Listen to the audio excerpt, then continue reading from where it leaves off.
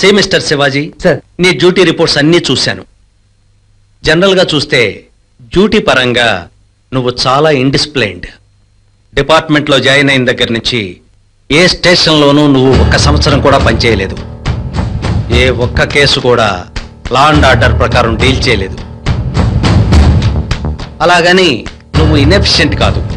నీలో టాలెంట్ ఉంది, సిన్సియారిటీ ఉంది, సీనియారిటీ కూడా ఉంది.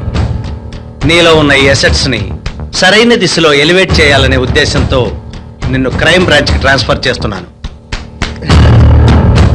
I think this is the correct move for you.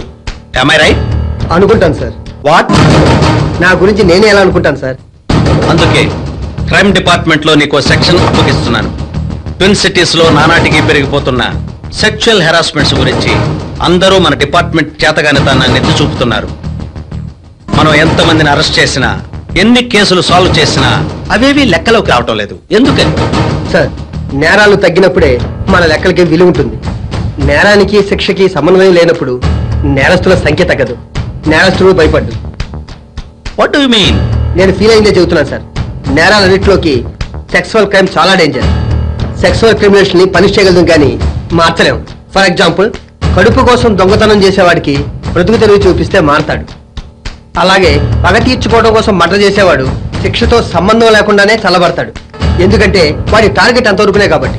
But sexual నేరస్తుడు మాత్రం చాలా కష్టం. ఎందుకంటే అది వాడి నర్నాలు అలా జీర్ణించుకుపోయి ఉంటుంది. అందుకు తగ్గట్టు వాడికి అవకాశాలు ఎక్కువే. Your analysis is very very correct. అందుకే నిన్ను సెలెక్ట్ చేశాను. ఐ హోప్ సాధ్యమైనంత త్వరలో రిజల్ట్ చూపుతామని ఆశిస్తున్నాను. I will try my level best sir. Good luck. అవును, ఫ్యామిలీ ఎప్పుడు షిఫ్ట్ చేస్తున్నావు? సారీ సార్, నాకు ఆ ప్రాబ్లం లేదు. No family. ఇంకెప్పుడు పెళ్లి చేసుకుంటావయ్యా? నేను కొన్ని రోజులైనా ఒకే చోట జాబ్ చేయగలను అన్న నమ్మకం నాకు కుదిరినప్పుడు. ఉంటాను సార్.